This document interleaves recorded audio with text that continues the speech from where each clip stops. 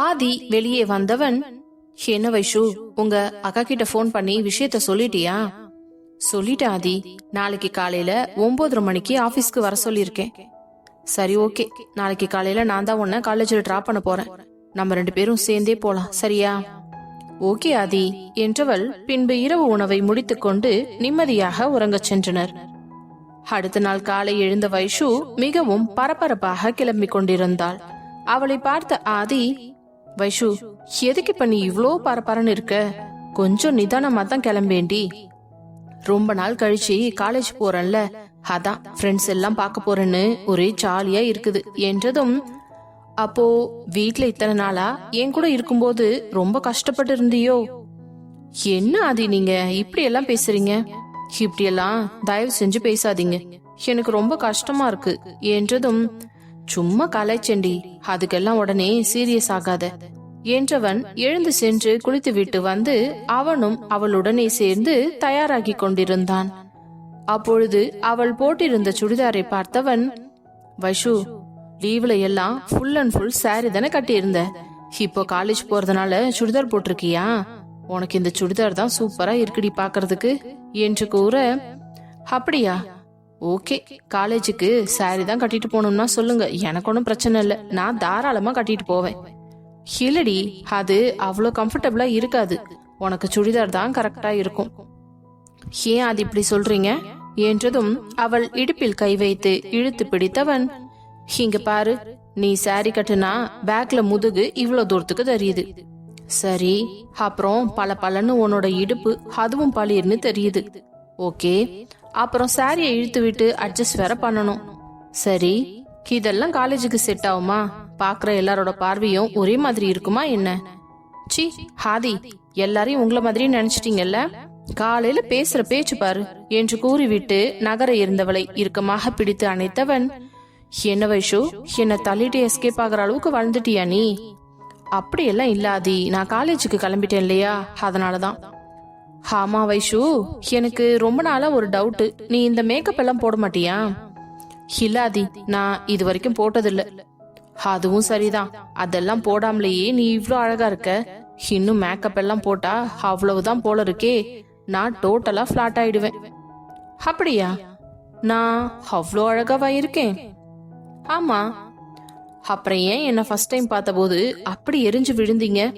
எனக்கு பக்குன்னு ஆயிடுச்சு தெரியுமா? இப்படி ஒரு சிறுமூஞ்சிய இந்த உலகத்திலேயே நான் பார்த்ததே இல்லைங்கிற அளவுக்கு முடிவு பண்ணிட்டேன். நான் தான் சொன்னேனேடி, இதுக்கு முன்னாடி எனக்கு அப்படி யாரையும் பிடிக்காதுன்னு. இருந்தாலும் அன்னைக்கு நீ கீழே விழ போனல்ல, அப்போ உன்னை முதல்ல பிடிச்சேன் இல்ல, என்னவோ தெரியல, அங்கதான் ஒரு மின்னல் வெட்டிட்டு போயிடுச்சு. அதோட வெளிப்பாடாதான் இன்னும் வலுக்காட்டாயமா உனக்கு கம்பல் பண்ணி கல்யாணம் பண்ணது. ஒருவேளை இந்த சான்ஸ விட்டா நீ அதுக்கப்புறம் எனக்கு கிடைக்காம போயிடுவியோன்னு கூட நான் நினைச்சிருக்கலாம். என்ன ஆதி, கம்பி கட்டுற கதையெல்லாம் சொல்லிக்கிட்டு இருக்கீங்க? அதெல்லாம் அப்படித்தான், ஃபீலிங், அது மனசுக்குள்ள இருக்கிறது, வெளியில எல்லாம் தெரியாது. சரி, என்னென்னவோ சொல்றீங்க, நான் ரெடி ஆயிட்டேன், நம்ம கிளம்பலாமா என்று கேட்க, போலாம் வைஷு என்று அவளை அழைத்து கொண்டு செல்ல, இருங்காதி, அதுக்குள்ள அவசரப்பட்டா எப்படி என்றவள் வேகமாக சென்று குங்குமச்சிமிழை எடுத்து கொண்டு வந்து, ஆதி, இந்த குங்குமத்தை எனக்கு வச்சு விடுங்களேன். என்னடி நீ காலேஜ் போகும்போதெல்லாம் குங்குமம் வச்சுட்டு போக மாட்டியே, இப்ப என்ன திடீர்னு வச்சுட்டு போற? இனி எல்லாம் அப்படித்தான். அப்போ எனக்கு பிடிக்காது, அதனால வைக்கல. அப்படியா? அப்போ இப்ப பிடிச்சிருக்கா? இப்ப பிடிக்கலன்னு எப்படி சொல்ல முடியும்? நீங்க தான் என் உயிர்ல கலந்துட்டீங்களே. பாரா, வர வர என் பொண்டாட்டி பேசுறதெல்லாம் கேக்குறதுக்கு அவ்வளவு இன்பமா இருக்கு. சரி சரி, பேசி பேசி டைம் வேஸ்ட் பண்ணாம எனக்கு இந்த குங்குமத்தை வச்சு விடுங்க. வர வர நான் சொல்ற டைலாக் எல்லாம் நீ திருப்பி ரிப்பீட் பண்றடி. இருக்கட்டும், எனக்கு ஒரு நேரம் வராது என்றவன் அந்த குங்குமச்சிமிழிலிருந்து குங்குமத்தை எடுத்து அவள் நெற்றியில் சின்னதாக அழகாக வைத்து விட்டான். என்ன ஆதி, இவ்ளோ குட்டியா வச்சிருக்கீங்க? போதுண்டி, நீ காலேஜ் போறல்ல, பெருசாவா வச்சுட்டு போக முடியும்? நான் பெருசா வைக்க மாட்டேன், நார்மலா தான் வைப்பேன். நீங்க அதை விட குட்டியா வச்சிருக்கீங்க. போதும் வைஷு, நான் சொல்றத கேளு. சரி, என்னவோ போங்க என்று அவளது புத்தகங்களை எடுத்து கொண்டிருக்க அப்பொழுது கவிதாவிடமிருந்து போன் வந்தது. ஹலோ கவி. என்னடி வைஷு, காலேஜ் கிளம்பிட்டியா? இன்னைக்கு வருவேல்ல? கிளம்பிட்டேன்டி, கீழே போய் சாப்பிட்டுட்டு கிளம்பி வர வேண்டியதுதான். சரிடி, நான் இப்பதான் வீட்ல இருந்து கிளம்ப போறேன். நம்ம காலேஜ்ல மீட் பண்ணலாம், ஓகேவா? நான் உனக்காக என்ட்ரன்ஸ்லயே காத்திருக்கேன். ஓகே கவி, நான் வச்சிடறேன் என்று போனை வைக்க, என்ன 2 பேரும் பேசி வச்சுக்கிட்டு தான் காலேஜ் போவீங்களா? நீ போலனா கவியும் லீவ் போட்டுருவாளா என்ன? அப்படி இல்ல ஆதி, லீவ் முடிஞ்சு காலேஜ் போறோம் இல்ல, அதான் நாங்க 2 பேரும் ஒன்னா சேர்ந்து உள்ள போலாம்னு பிளான் பண்ணி வச்சிருக்கோம். அப்படியா? சரிவா, அப்போ லேட் பண்ணாம சாப்பிட்டு சட்டுன்னு கிளம்பலாம் என்றவர்கள் கீழே வந்து சாப்பிட்டு விட்டு புறப்பட, அப்பொழுது கண்மணி, வைஷு எல்லாம் எடுத்துக்கிட்டலமா? எல்லாமே எடுத்துக்கிட்டேன் அத்தை. அப்புறம் உன்னோட லஞ்ச் வந்து கார்ல இருக்கு, மறக்காம எடுத்துக்கோ, சரியா? அத்தை, ஞாபகமா எனக்கு லஞ்ச் கட்டிட்டீங்களா? அது எப்படி மறக்க முடியும்? என் மருமக சாப்பிடாம பட்னியாவா கடப்பா என்று கூற, சரிங்க அத்தை, நான் போயிட்டு வரேன். வரமாமா என்று கூறிவிட்டு புறப்பட்டு சென்றாள். பின்பு காரில் ஏறியவர்கள் சிறிது தூரம் சென்றதும், வைஷு சொல்லுங்க ஆதி, உனக்கு படிப்பு இன்னும் எத்தனை வருஷம் இருக்கு? இன்னும் 1.5 வருஷம் இருக்கு. சரி, ஓகே. மேற்கொண்டு உனக்கு ஏதாச்சும் படிக்கணும்னு ஆசை இருக்காடி? இப்போதைக்கு எதுவும் பிளான் பண்ணல, அத அந்த டைம்ல பாத்துக்கலாம்னு சொல்லிட்டு விட்டுட்டேன். சரி சரி, ஓகே. அப்புறம் உனக்கு ஏதாவது தேவைப்பட்டாலும் தயவு செஞ்சு என்ன கேளுடி. அதை விட்டுட்டு தனியா போய் உக்காந்து ஃபீல் பண்றது, அழுகிறது, இப்படி எல்லாம் எதுவும் வச்சுக்காத, சரியா? ஓகே ஆதி, நீங்க இந்த விஷயத்த சொன்னதுக்கு அப்புறம் தான் எனக்கு ஞாபகமே வருது. இன்னைக்கு பிரியங்கா அக்கா ஆபீஸ்க்கு வருவாங்க, கொஞ்சம் பாத்துக்கோங்க ஆதி. ஏண்டி, உங்க அக்கா என்ன பச்சை குழந்தையா நான் தொட்டியில போட்டு ஆட்டுறதுக்கு? அவளுக்கு வந்தா எங்க வேலை பார்க்கணும் என்ன ஏதுன்னு என் ஃப்ரெண்ட்ஸும் பிஏவும் சொல்லி கொடுப்பாங்க. அதை விட்டுட்டு கூடவே இருந்து போய் பாருங்கலாம் சொல்லாத, புரியுதா? சும்மா சொன்னேன் ஆதி, அதுக்கு போய் இப்படி கோவிச்சுக்கிறீங்க என்றதும், போதும் போதும் என்று கூற, அதே நேரம் ஹரி கால் செய்தான். போனை ஆன் செய்து, ஹலோ சொல்லுடா என்றதும், ஆதி ஆபீஸ் கிளம்பிட்டியா? வந்துட்டே இருக்கேன்டா, வைஷுவ காலேஜ்ல டிராப் பண்ணிட்டு ஆபீஸ்க்கு வர வேண்டியதுதான். சரி, ஓகே என்றவன் போனை கட் பண்ணி விட, அப்புறம் வைஷு, ஈவினிங் உன்னை வந்து நான் பிக்கப் பண்ணிக்கவா? ஒன்னும் பிரச்சனை இல்ல. அதெல்லாம் ஒன்னும் தேவையில்ல, நீங்க உங்களோட வேலையை கொஞ்சம் கவனமா பாருங்க. ஈவினிங் டிரைவர் நான் வந்து என்ன கூட்டிட்டு போயிடுவாங்க. இதுக்காகலாம் நீங்க சீக்கிரமா வேலையை முடிச்சிட்டு வர தேவையில்லை, புரியுதா? புரியுது புரியுது. ஒரு ரொமான்டிக்கா இருக்கலாம்னு பார்த்தா விடமாட்டியே நீ. அடடா, இல்லனா மட்டும் சார் அப்படியே ரொமான்டிக்காவே இருக்க மாட்டாருன்னு வச்சுக்கோங்களேன். எப்ப பார்த்தாலும் காஞ்சு மாடு கமாங்கட்ல மேயிற மாதிரி மேய வேண்டியது. என்னடி நீ என்னை இப்படி எல்லாம் சொல்லுற? வேற எப்படி சொல்லுவாங்க உங்கள? சும்மா காலையிலேயே வாயை கலப்பாதீங்க, அவ்வளவுதான் சொல்லிட்டேன். சரி சரி என்று பேசிக்கொண்டே வர, அதே நேரம் காலேஜ் வந்து விட்டது. சரியாதி, அப்போ நான் கிளம்புறேன் என்று கார் கதவை திறக்க செல்ல, சட்டென்று அவள் கையை பிடித்து இழுத்தவன், என்ன வைஷு, உன்னை கூட்டிட்டு வந்து டிராப் பண்ணியிருக்கேன், எனக்கு எதுவுமே கொடுக்காம போற? ஆதி, என்ன கொடுக்க சொல்றீங்க? ஒரு முத்தம் கொடுத்துட்டு போடி. இதெல்லாம் ரொம்ப ஓவர் ஆதி. காலேஜ் முன்னாடி வந்து நின்னுக்கிட்டு இந்த மாதிரி கேக்குறீங்க.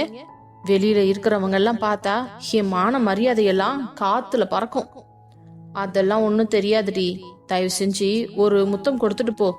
அப்புறம் இன்னைக்கு நாளே எனக்கு ஃபுல்ஃபில் ஆகாத மாதிரி ஏதோ குறையோடையே இருக்கும். ஆதி, விளையாடாதீங்க, முதல்ல நீங்க என் கையை விடுங்க என்று அவன் கையில் இருந்து தன் கையை விடுவிக்க பார்க்க, அவனுடைய பிடி அழுத்தமாக இருந்தது. அவளால் அவனிடமிருந்து பிரிக்க முடியவில்லை. ஆதி ப்ளீஸ் விடுங்க என்று கூற, இல்ல இல்ல, நீ முத்தம் கொடுத்தாதான் நான் இந்த காரை விட்டு இறங்க விடுவேன். என்ன ஆதி இப்படி எல்லாம் பண்றீங்க? பாருங்க, அங்க வாட்ச்மேன் நின்னுட்டு இருக்காரு, சுத்தியும் நிறைய பசங்க இருக்காங்க. ஆனாலும் நீங்க இப்படி எல்லாம் பண்ண கூடாது ஆதி. யாராவது பாத்துட்டாங்கன்னா எனக்கு ரொம்ப அசிங்கமா போயிடும். வைஷு, உனக்கு நான் சொல்றது புரியுதா இல்லையா? நம்ம கார்ல உள்ள இருந்து பார்த்தா தான் வெளியில எல்லாமே கிளியரா தெரியும். ஆனா நீ வெளியில இருந்து பார்த்தீனா உள்ள யாரு இருக்காங்க என்னன்னு கூட தெரியாது. என்ன ஆதி சொல்றீங்க? நிஜமாவா?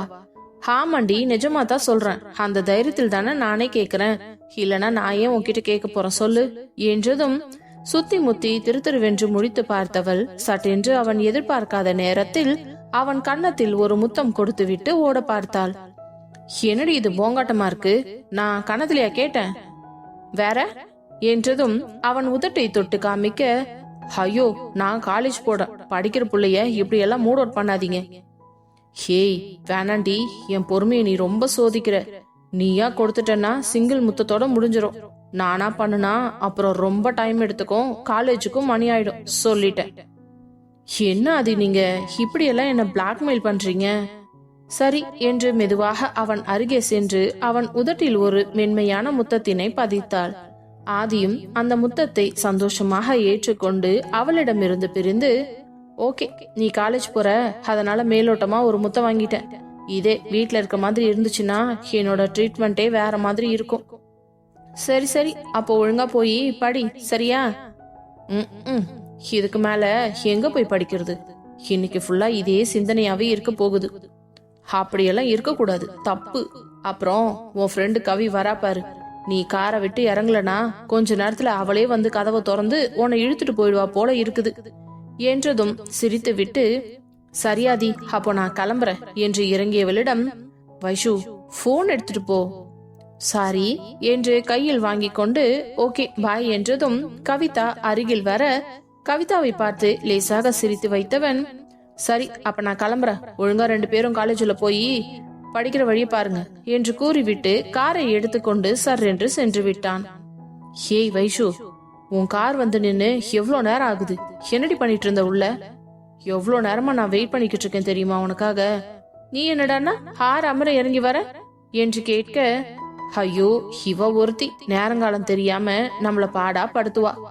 ஒண்ணுமில்லடி, சும்மா பேசிட்டு இருந்தேன். சரி போலாமா? எனக்கு என்னவோ உன் மேல டவுட்டா இருக்கு.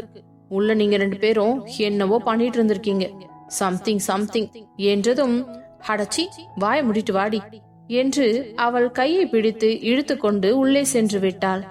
அதற்கு பிறகு ஆபீஸிற்கு சென்ற ஆதி தனது கேபினில் அமர்ந்து வேலை செய்து கொண்டிருக்க சிறிது நேரத்திலேயே ஹரி அவனது அறைக்கு வந்தான். ஆதி என்றதும், என்னடா இப்படிதான் டைரக்டா வருவியா? அதெல்லாம் இருக்கட்டும், பிரியங்கா எதுக்கு நம்ம ஆபீஸ்க்கு வந்திருக்காங்க? நீ வேலையில ஜாயின் பண்ண சொல்லி இன்னைக்கு வர சொல்லி இருக்கியாமே, ரிசப்ஷன்ல உட்கார்ந்து இருக்கிறதா ரிசப்ஷனிஸ்ட் சொன்னாங்க. ஆமா, வைஷு ரொம்ப ரெக்வெஸ்ட் பண்ணி கேட்டுக்கிட்டா, அதனாலதான். ஆதி எனக்கு என்னவோ இது சரியா படலடா. ஏன் இந்த மாதிரி எல்லாம் பண்ற? பேசாம வெளியில எங்கேயாவது ட்ரை பண்ணி கொடுக்கலாம்ல. வெளியில அவளுக்கு எங்கேயுமே வேலை கிடைக்கலையா, எல்லாரும் அவளோட ரெஸ்யூமை ரிஜெக்ட் பண்ணிட்டே இருக்காங்களாம். என்ன பிரச்சனை என்னன்னு தான் தெரியல. அது என்னன்றத முதல்ல நீ கண்டுபிடிடா. ஏன் அப்படி எல்லாரும் ஒரே மாதிரி அவளோட ரெஸ்யூமை ரிஜெக்ட் பண்றாங்க தெரியல ஆதி. சரி நீ என்கிட்ட சொல்லிட்டல, நான் பாத்துக்கிறேன். அப்புறம் அவளை உள்ள அனுப்பட்டுமா? என்கிட்ட எதுக்கிட்ட அனுப்புற? அவளுக்கு அப்பாயின்மெண்ட் லெட்டர் ரெடி பண்ண சொல்லி என்னோட PA கிட்ட கொடுத்து வச்சிருக்கேன். அத வாங்கி அவகிட்ட கொடுத்து அவளோட கேபின் எங்க இருக்குன்னு சொல்லி காட்டுங்க, அங்க போய் உக்காந்து ஒர்க் பண்ணட்டும்.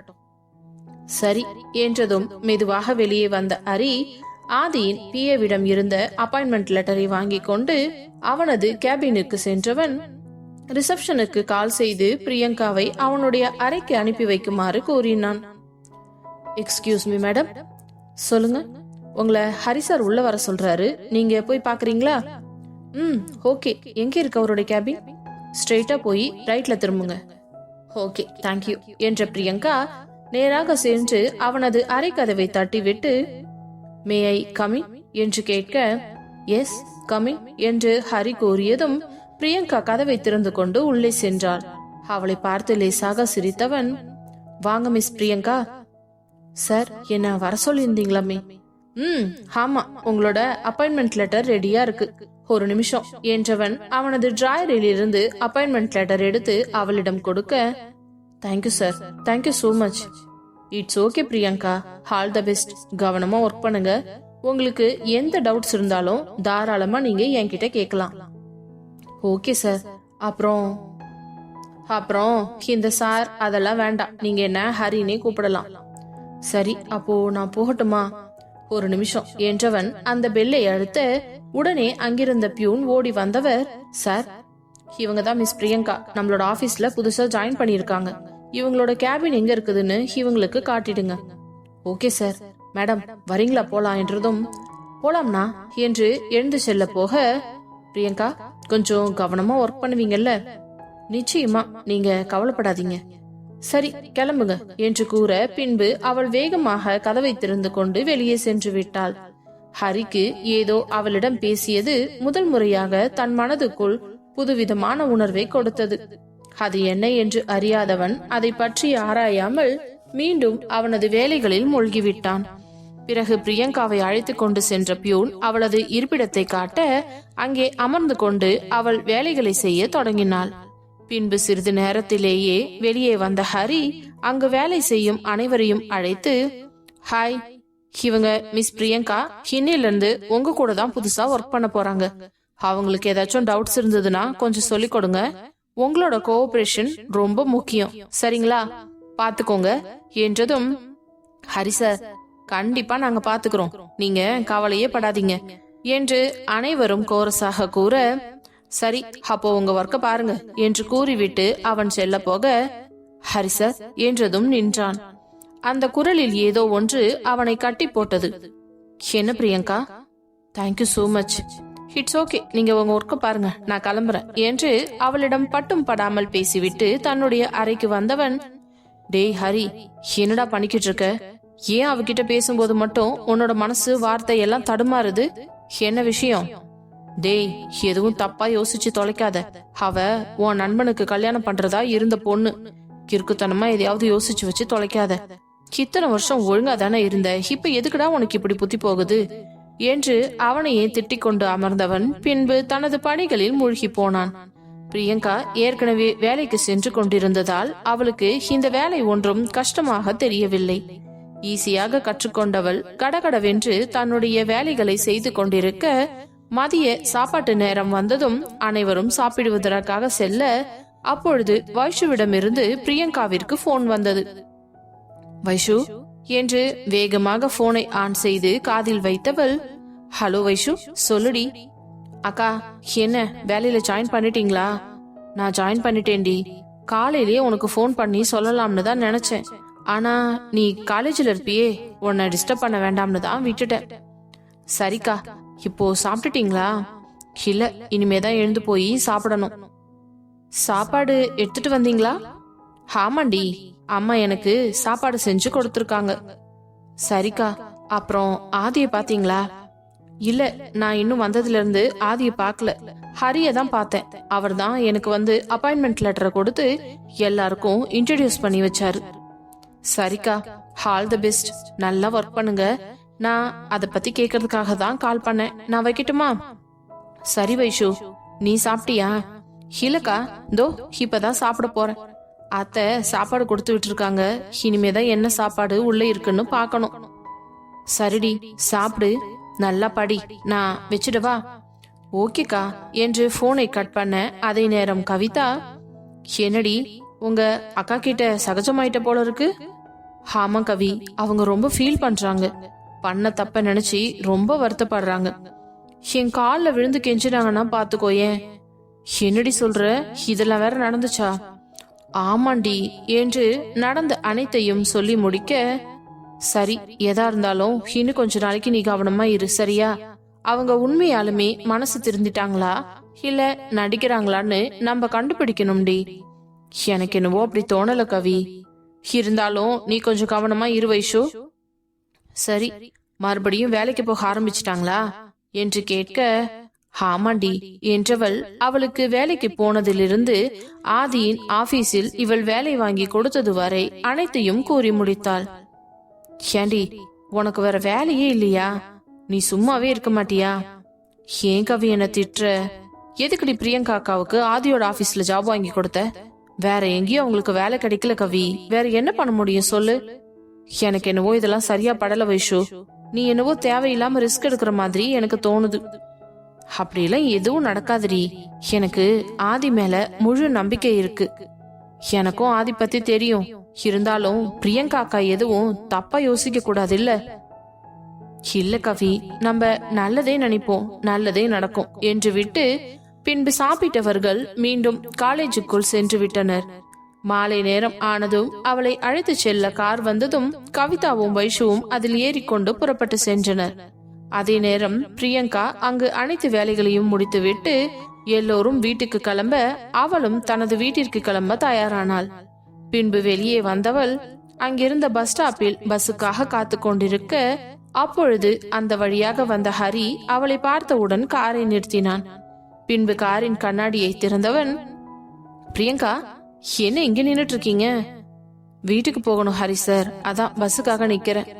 இப்பதான் நம்ம ஆபீஸ்ல இல்லையே, நீங்க என்ன ஹரினே கூப்பிடலாம். ஓகே ஹரி, நீங்க கிளம்புங்க, இன்னும் கொஞ்ச நேரத்துல பஸ் வந்துரும். ஒன்னும் பிரச்சனை இல்ல பிரியங்கா, உங்களுக்கு அப்ஜெக்ஷன் இல்லனா போற வழியில தானே உங்க வீடு, நானே உங்களை டிராப் பண்ணிட்டு போயிடுறேன், வாங்க. ஐயோ வேண்டாம் ஹரி, உங்களுக்கு எதுக்கு வீண் சிரமம்? பரவாயில்ல வாங்க பிரியங்கா, இதுல என்ன இருக்கு என்றதும் அவன் இவ்வளவு தூரம் வற்புறுத்தியதால் அவளும் வேறு வழி இல்லாமல் காரில் ஏறி அமர்ந்து கொள்ள பின்பு கார் சிறிது நேரம் மௌனமாக சென்று கொண்டிருந்தது. அப்பொழுது ஹரி பிரியங்காவை பார்த்து, பிரியங்கா, எனக்கு ஒரு முக்கியமான டவுட் இருக்கு, அதை நான் உங்ககிட்ட கேட்கலாமா? கேளுங்க ஹரி, ஆனா நீங்க உண்மையை மறைக்காம சொல்லணும். கட்டாயம் சொல்லுவேன். இப்போ நீங்க திரும்ப வீட்டுக்கு வந்துட்டீங்க இல்லையா? ஆமா. அதுக்கப்புறம் வைஷு சிஸ்டரோட லைஃப்ல எதுவும் தொல்லை பண்ற மாதிரி உங்களுக்கு ஐடியா இல்லல்ல என்றதும் அவளுக்கு நடந்தது அனைத்தும் நினைவிற்கு வர அவளுடைய முகம் மிகவும் களை எழுந்தது போல ஆனது. உடனே அதை பார்த்த ஹரி, இல்ல உங்களை ஹர்ட் பண்ணணும்னு கேக்கல, சும்மா தெரிஞ்சுக்கிறதுக்காக தான். ஏன்னா என் ஃப்ரெண்டோட லைஃப் மேல எனக்கு அக்கறை இருக்குது இல்ல. எனக்கு புரியுது ஹரி, ஆனா எனக்கு அந்த மாதிரி இப்போ எந்த ஒரு நினைப்பும் இல்ல. நான் என் குடும்பத்துக்காக வேலை செய்ய வந்திருக்கேன். இனி என் குடும்பத்தை நான் தான் காப்பாத்தணும்ன்ற சிச்சுவேஷன்ல இருக்கேன். மத்தபடி வைஷு என்னோட தங்கச்சி, அவளோட வாழ்க்கையில நான் எந்த குழப்பமும் பண்ண மாட்டேன். நீங்க தாராளமா என்ன நம்பலாம். ஓகே பிரியங்கா, நீங்க சொல்ற வார்த்தைய நான் நம்புறேன் என்றவன் பின்பு மீண்டும் அமைதியாக காரை ஓட்டி கொண்டிருக்க, இங்கதான் ஒரு ஓரமா நிறுத்திக்கோங்க, எங்க வீடு இங்கிருந்து கொஞ்சம் தூரத்துல தான் இருக்கு, நான் நடந்தே போய்க்கிறேன். பரவாயில்ல, நான் வீட்லயே டிராப் பண்றேனே. இல்ல வேண்டாம், நீங்க இங்கேயே டிராப் பண்ணிடுங்க. சரி என்றவன் காரை ஒரு ஓரமாக நிறுத்த காரில் இருந்து இறங்கி கொண்டவள், okay Hari, thank you so much, நான் கிளம்பட்டுமா? பார்த்து போங்க பிரியங்கா, நாளைக்கு ஆபீஸ்ல மீட் பண்ணலாம் என்று கூறிவிட்டு பின்பு நேராக அவனது பிளாட்டிற்கு சென்று விட்டான். அவன் சென்று சிறிது நேரம் கழித்து வந்த விஸ்வா, டேய் ஹரி, என்னடா என்னை விட்டுட்டு ஓடி வந்துட்ட? நான் எப்படி வருவேன்னு கொஞ்சமாவது யோசிச்சியா நீ?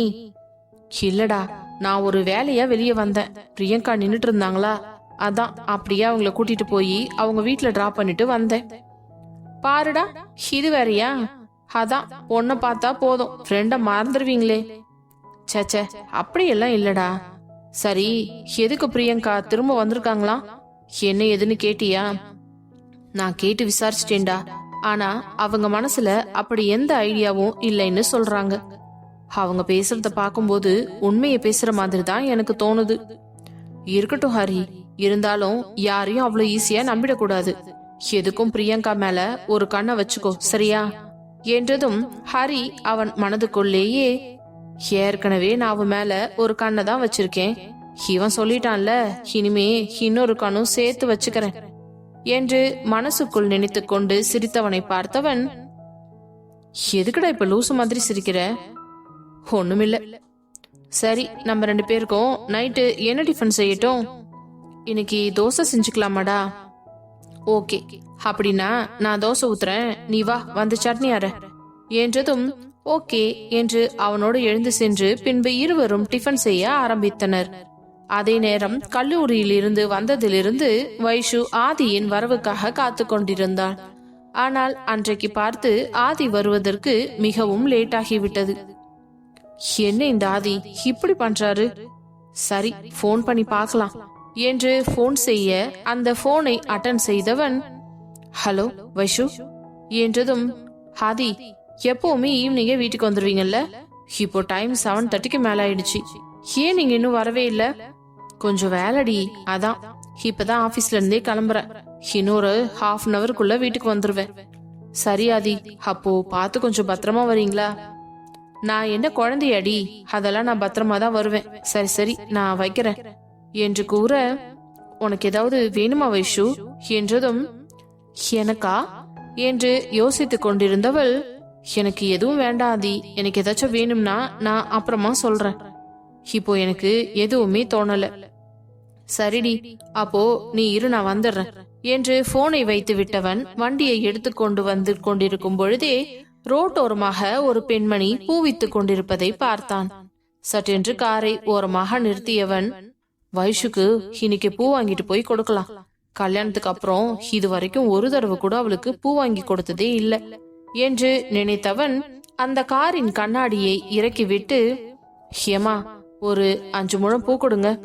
இதோ தரேன் தம்பி என்றவர் பூவை இலையில் வைத்து கட்டி அவனிடம் கொண்டு வந்து கொடுக்க, எவ்வளவுமா என்று கேட்டு காசை அவருக்கு கொடுத்து விட்டு பின்பு அங்கிருந்து வண்டியை எடுத்தவன் நேராக ஒரு ஸ்வீட் கடையை பார்த்து நிறுத்தினான்.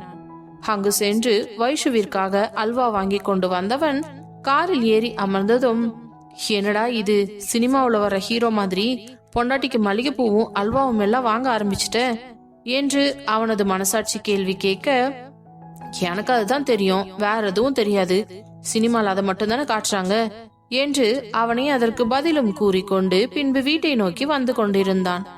வீட்டிற்கு வந்து காரை நிறுத்தியவன், இதை இப்படியே தூக்கிட்டு போனோம்னா மான மரியாதையெல்லாம் காத்துல பறந்துரும் என்று நினைத்து சட்டென்று அவனது பேக்கில் எடுத்து அந்த பூவையும் அல்வாவையும் வைத்து கொண்டவன் பின்பு காரை லாக் செய்து விட்டு உள்ளே செல்ல, அங்கு கண்மணி, வைஷு, கௌதமி, அனு, விஸ்வநாதன் என்று அனைவரும் அமர்ந்து அரட்டை அடித்துக் கொண்டிருந்தனர்.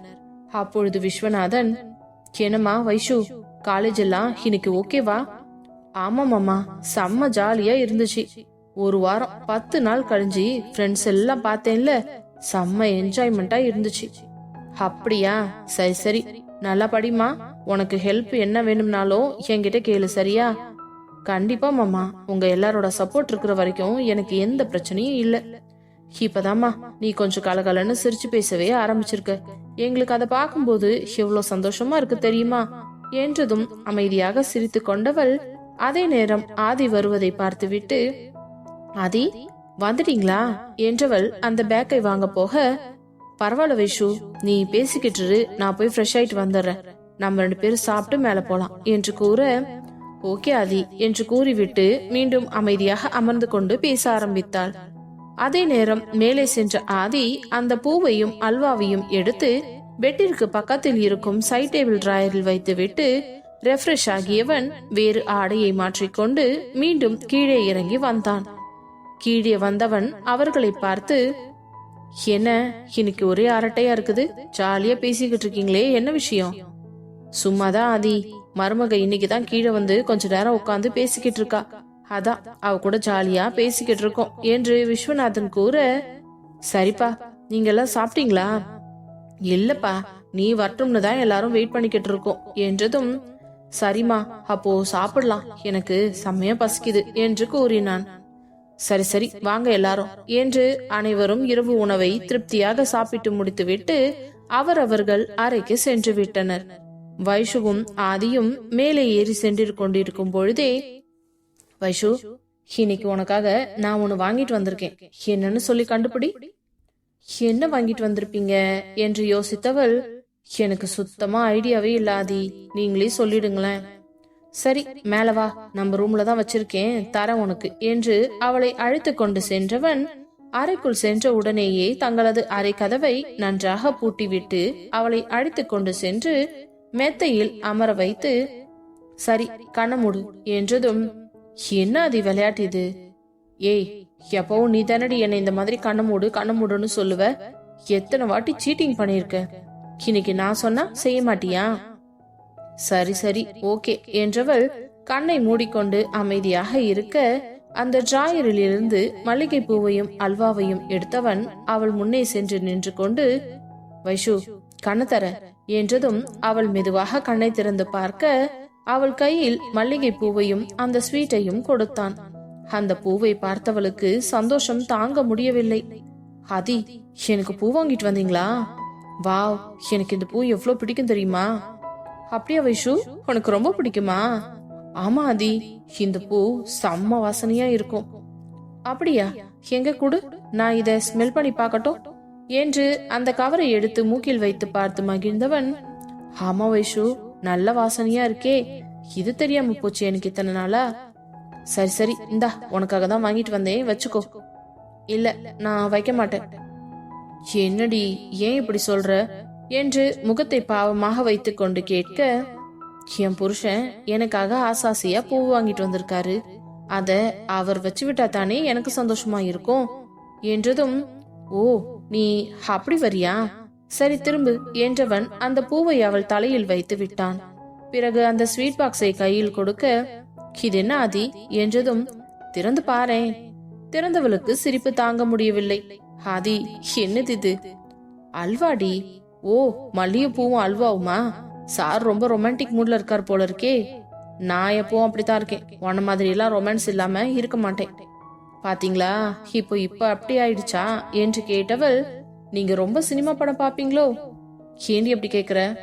இல்ல, சினிமாவில் வர்ற மாதிரி அல்வாவும் மல்லிப்பூவும் வாங்கிட்டு வந்திருக்கீங்களே, அதான் கேட்டேன். எனக்கு அதான் தெரியும், வேற எதுவும் தெரியாது.